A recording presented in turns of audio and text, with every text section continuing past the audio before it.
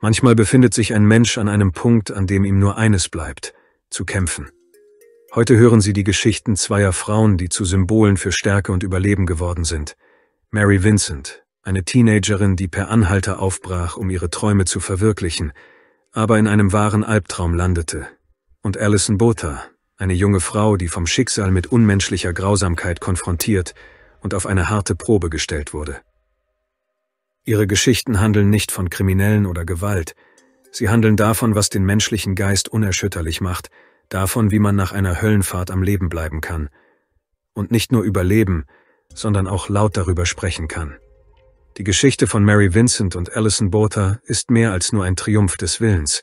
Sie ist eine Lektion darüber, wie stark ein Mensch wirklich sein kann. Jahr 1978, Nordkalifornien. Am Straßenrand steht ein zartes 15-jähriges Mädchen mit einem selbstgemachten Schild mit der Aufschrift Südkalifornien in den Händen. Sie hält den Daumen hoch und hofft, dass jemand anhält. Ihr Name ist Mary Vincent. Vor einigen Stunden ist sie von zu Hause weggelaufen, ohne jemandem etwas zu sagen. Der Grund dafür war, dass ihre Eltern eine schwere Scheidung durchmachten und das Leben zu Hause unerträglich geworden war. Marys einziger Wunsch war es, zu ihrem Großvater zu gelangen. Es war nicht das erste Mal, dass sie so reiste. In den 70er Jahren war Trampen ein Teil der Jugendkultur und kaum jemand dachte über die Risiken nach.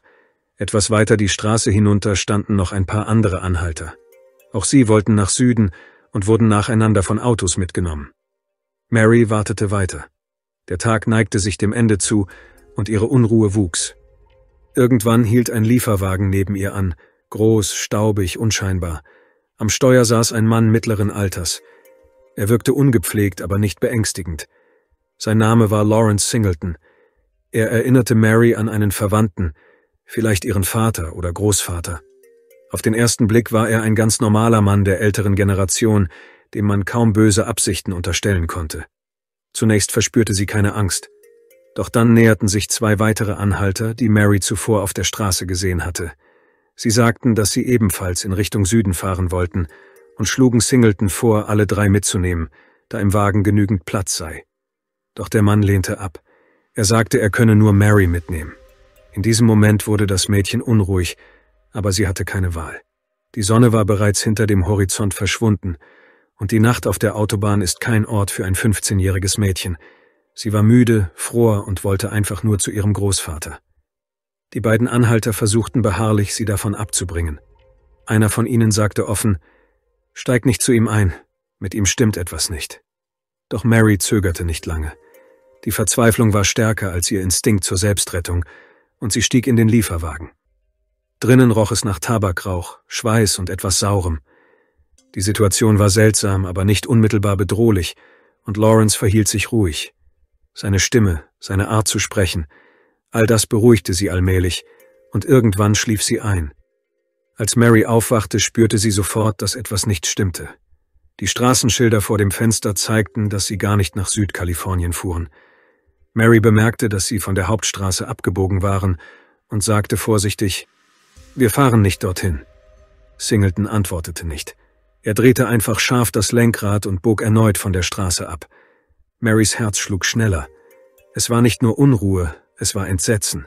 Sie fragte: »Wohin fahren wir?« Lawrence warf ihr einen kurzen Blick zu und sagte ruhig: »Es ist nur ein kurzer Weg.« Doch Mary hatte bereits verstanden. Es war keine Abkürzung, sondern eine Falle. Sie begann, den Wagen aufmerksam zu untersuchen. Ihr Blick glitt über die Türen, die Fenster, den Raum unter den Sitzen. Da bemerkte sie, dass sich ihr Schnürsenkel gelöst hatte. Mary dachte, dass sie vielleicht fliehen müsste, und bat Lawrence anzuhalten, damit sie ihn binden konnte. Als er bremste, öffnete sie die Tür und beugte sich langsam vor. In diesem Moment änderte sich Lawrences Verhalten, und bevor Mary begreifen konnte, was geschah, traf sie ein harter Schlag auf den Kopf. Danach zog Lawrence Singleton sie aus dem Auto und warf sie zu Boden. Was dann folgte, bezeichnete Mary später als die Hölle auf Erden. Lawrence begann, sie zu vergewaltigen, immer und immer wieder, die ganze Nacht hindurch. Das Mädchen flehte ihn wiederholt an, sie gehen zu lassen, doch der Mann fuhr fort, sich an ihr zu vergehen. Am Morgen zog er Mary aus dem hinteren Teil des Lieferwagens, öffnete schweigend die Werkzeugkiste und holte eine Axt heraus. Dann packte er sie am linken Arm und fragte: »Willst du frei sein? Ich werde dich befreien. Im nächsten Moment senkte er mit einer rasenden, präzisen Bewegung die Klinge auf ihren Arm. Mary begann rückwärts zu fallen, und in diesem Moment dachte sie, warum falle ich? Ich habe mich doch an ihm festgehalten. Dann schaute sie nach unten und sah, dass ihre Hand nicht mehr da war, doch ihre Finger umklammerten immer noch Singletons Ärmel. Als Mary das bemerkte, schrie sie, aber niemand war in der Nähe. Dann holte er erneut aus, diesmal auf ihre rechte Hand. Mary zuckte und wehrte sich, was die Schläge erschwerte, doch Lawrence hörte nicht auf. Als alles vorbei war, trat er ein paar Schritte zurück. Mary bemerkte, wie er versuchte, etwas von sich abzuschütteln. Heftig, als wolle er etwas loswerden. Da wurde ihr klar, er konnte sich immer noch nicht von ihrer abgetrennten Hand befreien. In diesem Moment traf Mary die einzig mögliche Entscheidung. Sie stellte sich tot. Lawrence kam näher, sah sie an, entschied, dass sie tot war, hob ihren Körper hoch, trug sie zu einer fast 9 Meter hohen Klippe und warf sie einfach hinunter. Beim Sturz von der Klippe brach sich Mary 4 Rippen. Zu diesem Zeitpunkt hatte sie bereits eine große Menge Blut verloren, da beide Arme abgetrennt waren. Das Mädchen war am Rande des Todes, doch etwas in ihr weigerte sich aufzugeben. Als sie unten lag, sagte Mary sich im Stillen, ich werde nicht sterben, und ich werde nicht zulassen, dass er noch jemandem etwas antut. Nackt, voller Blut und Schmutz, begann sie zu handeln. Das Einzige, was sie bei Bewusstsein hielt, war ihr Überlebenswille. Sie bedeckte ihre Wunden mit Erde, um die Blutung zu stoppen, und begann dann langsam zu kriechen. Mary kletterte zurück auf die Spitze der Klippe. Niemand weiß, wie lange sie dafür gebraucht hat, aber sie hat es geschafft. Als sie oben angekommen war, war es bereits stockfinster. Mary stand auf und ging los. Ihr ganzer Körper war eine einzige offene Wunde. Plötzlich hörte sie das Geräusch von Autos, weit entfernt, aber deutlich. Es war die Autobahn. Das Mädchen ging auf das Geräusch zu und erreichte bald den Straßenrand. Als Mary auf die Straße trat, blieb sie stehen. Ihr Körper gehorchte ihr kaum noch. Ihr Atem ging stoßweise, aber sie stand da und hoffte auf ein Wunder. Das Mädchen begann zu beten, dass wenigstens jemand vorbeifahren möge. Und bald tauchten in der Ferne Scheinwerfer auf, ein Sportwagen, in dem 2 Männer saßen. Mary versuchte ein Zeichen zu geben, winkte so gut sie konnte, doch das Auto wurde nicht einmal langsamer. Es fuhr einfach vorbei. Die Hoffnung, auf die sie sich die ganze Zeit gestützt hatte, zerbrach. In diesem Moment schien die Realität besonders grausam. Aber Mary verstand auch. Mitten in der Nacht, mitten in der Wildnis, konnte eine solche Szene unrealistisch oder sogar gefährlich wirken. Es schien, als sei alles vorbei, aber das war es nicht. Nach einer Weile tauchte ein weiteres Auto auf. Darin saß ein Paar, frisch verheiratet, das sich verfahren hatte. Sie sahen Mary, hielten an, setzten sie vorsichtig in ihr Auto und eilten zum nächsten Telefon, um einen Krankenwagen zu rufen. Schließlich wurde Mary mit dem Hubschrauber in das nächstgelegene Krankenhaus gebracht. Das Mädchen kam sofort auf die Intensivstation. Sie hatte fast die Hälfte ihres gesamten Blutvolumens verloren. Die zerfetzten offenen Wunden an ihren Armen waren lebensbedrohlich. Die Chirurgen begannen sofort mit der Operation. Sie arbeiteten mehrere Stunden ohne Unterbrechung, um ihren Zustand zu stabilisieren. Es war unmöglich, die abgetrennten Arme wieder anzunähen. Nicht nur wegen der Art der Verletzung, sondern auch, weil sie nie gefunden wurden. Trotz aller Schwierigkeiten gelang den Ärzten das Wichtigste: sie retteten ihr Leben. Dann begann eine lange, qualvolle Zeit der Genesung. In den folgenden Wochen unterzog sich Mary mehreren weiteren Operationen. Später wurden ihr Prothesen eingesetzt, doch nun wurden selbst die einfachsten Handgriffe, Knöpfe schließen, essen, einen Löffel halten, zu täglichen Herausforderungen. Sie musste alles neu lernen. Aber die körperlichen Schmerzen waren nur ein Teil dessen, womit sie zu kämpfen hatte. Das eigentliche Leid war unsichtbar. Das psychische Trauma. Mary litt unter posttraumatischer Belastungsstörung, PTBS. Sie wurde von Albträumen, plötzlichen Panikattacken und quälenden Erinnerungen heimgesucht. Psychotherapie wurde zu einem festen Bestandteil ihres neuen Lebens.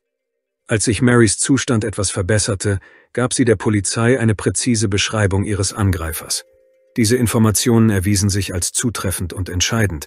Sie halfen dabei, den Täter schnell zu finden. Lawrence Singleton wurde in seinem Haus festgenommen. Zunächst leugnete er alles und behauptete, er sei das Opfer und nicht der Täter. Seine Ausreden wurden immer absurder. Er behauptete, Mary habe ihn bedroht und erpresst. Er versuchte, sich als in die Enge getriebenes Opfer darzustellen, Doch seine Worte waren bedeutungslos angesichts dessen, was man in seinem Lieferwagen fand. Blutspuren, Haare, Zeichen eines Kampfes und genau die Axt, mit der er das Mädchen verstümmelt hatte. Im Jahr 1979 stand Singleton vor Gericht.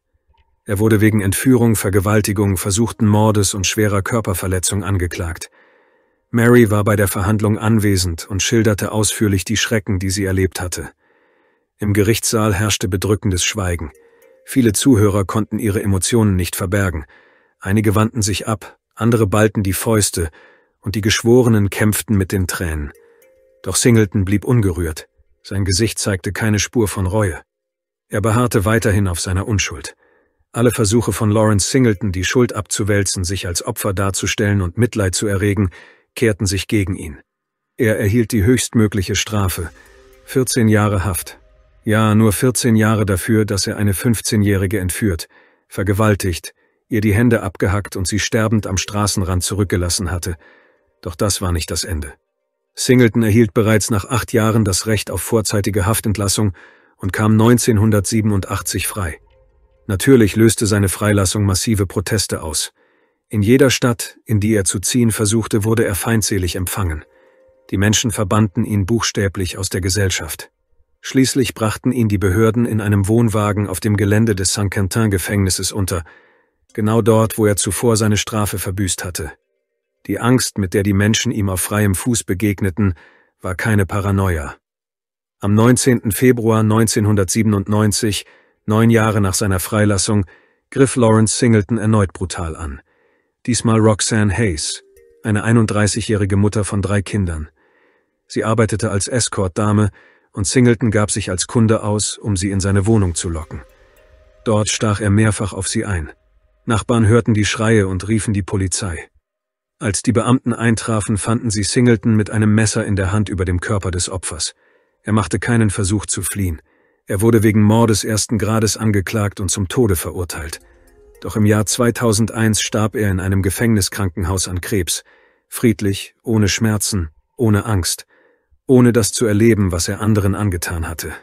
Sein Tod war zu leicht.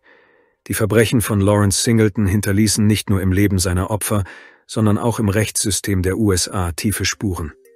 Der Angriff auf Mary Vincent, gefolgt von seiner vorzeitigen Entlassung, wurde zu einem Symbol für die Schwachstellen der amerikanischen Justiz. Es zeigte, dass selbst jemand, der ein derart barbarisches Verbrechen begangen hatte, nach 8 Jahren Haft wieder auf freien Fuß kommen konnte. Dieses Ereignis war ein Wendepunkt. Der Fall Singleton löste eine Welle von Rechtsreformen aus. Er wurde zu einem mächtigen Werkzeug in den Händen von Opferschutzaktivisten.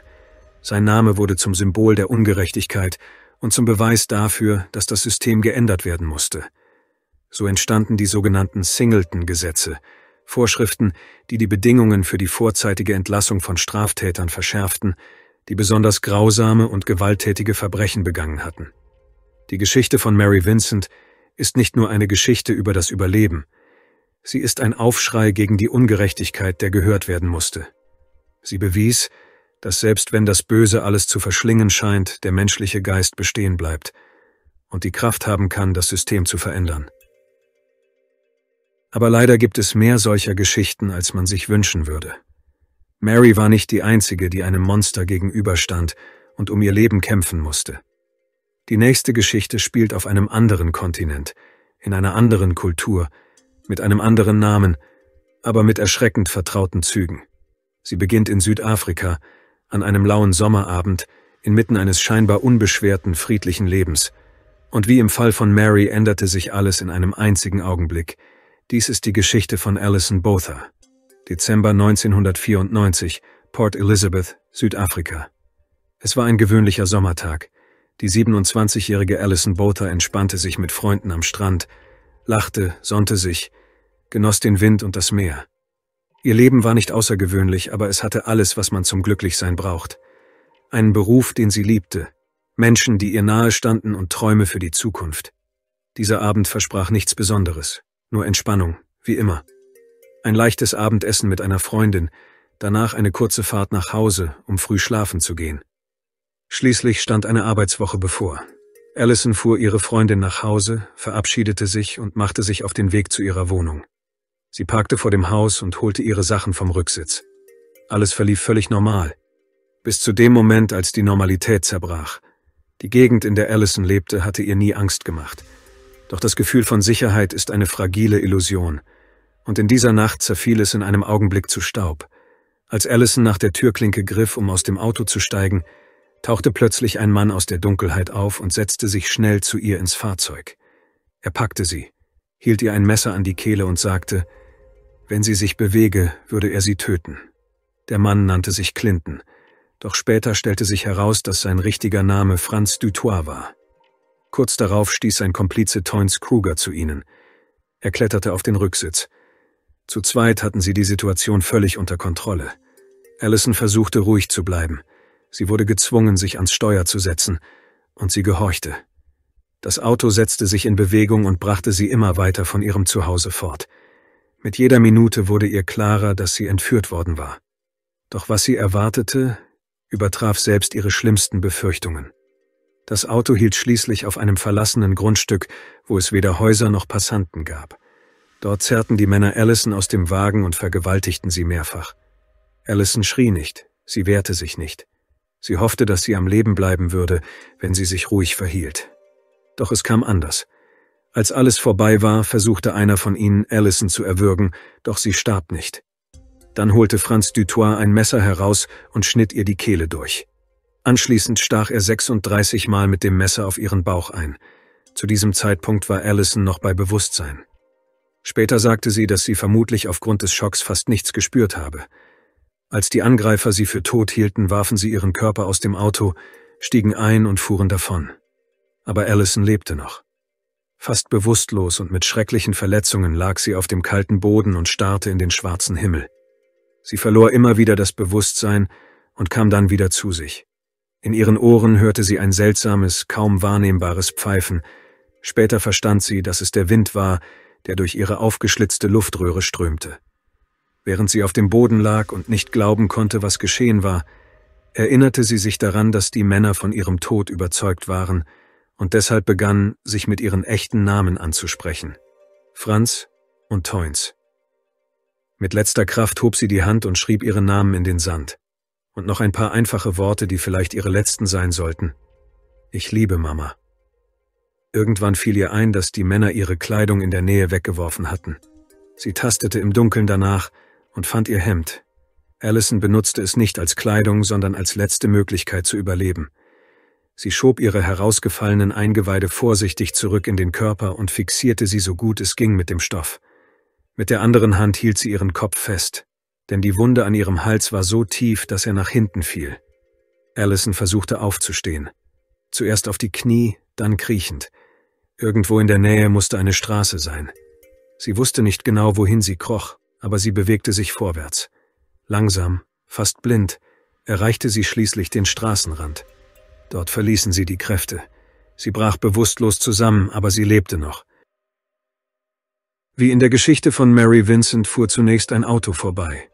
Allison sah, wie sich die Scheinwerfer näherten und dann wieder entfernten, ohne anzuhalten. Doch sie war nicht verärgert. Selbst in diesem Zustand war ihr klar, dass nicht jeder den Mut haben würde, mitten in der Nacht an einer solchen Szene stehen zu bleiben. Bald tauchte ein zweites Auto auf.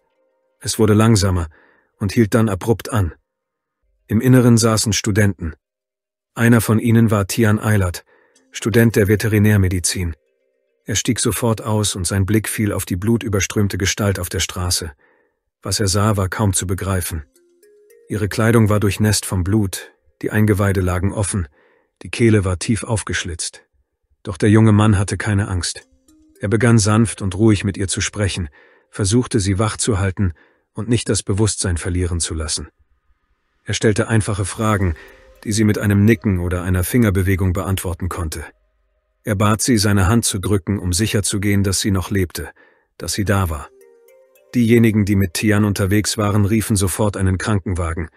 Doch wegen der Abgeschiedenheit des Ortes traf der Rettungsdienst erst nach 1,5 Stunden ein. Es waren die längsten 90 Minuten ihres Lebens. Und ohne Tian wäre alles anders ausgegangen. Er war der einzige, wenn auch zerbrechliche Faden, der sie zwischen Leben und Tod hielt. Als Allison endlich ins Krankenhaus gebracht wurde, waren die Ärzte entsetzt. Das Ausmaß ihrer Verletzungen war lebensbedrohlich.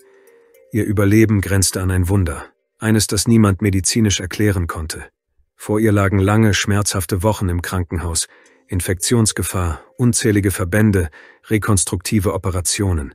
Jeder Tag war ein neuer Kampf. Aber selbst im Krankenhaus dachte Allison nicht nur an sich selbst. Sie wollte nur eines: Gerechtigkeit. Dank ihrer unglaublichen Überlebensfähigkeit hatte die Polizei einen unschätzbaren Vorteil. Sie erinnerte sich an die Gesichter der Täter, an ihre Stimmen und an ihre richtigen Namen. Mit diesen Informationen konnten die Ermittler Franz Dutoit und Toynes Kruger schnell aufspüren und festnehmen. Als der Prozess begann, zeigte Allison erneut jene Kraft, die sich mit Worten kaum beschreiben lässt. Trotz der Operationen, die sie durchgemacht hatte, und trotz des ärztlichen Sprechverbots bestand sie darauf, dass man ihr die Trachealkanüle entfernte, damit sie selbst aussagen konnte. Und Allison betrat den Gerichtssaal. Ihre Stimme war schwach, aber sie erzählte alles. Jedes Wort brachte die Täter näher an ihr Urteil. Die Beweise waren eindeutig, doch gerade ihre Aussage machte den Fall unanfechtbar.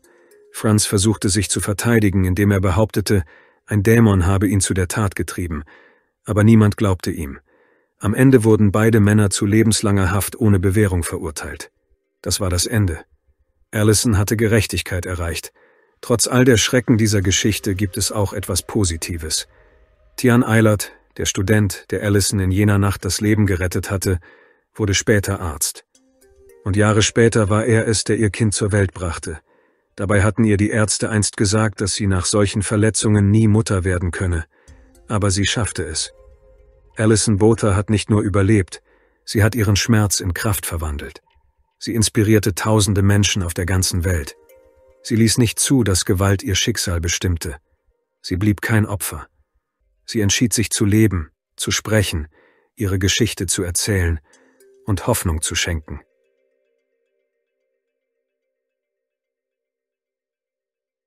Danke fürs Zuschauen und passen Sie auf sich auf.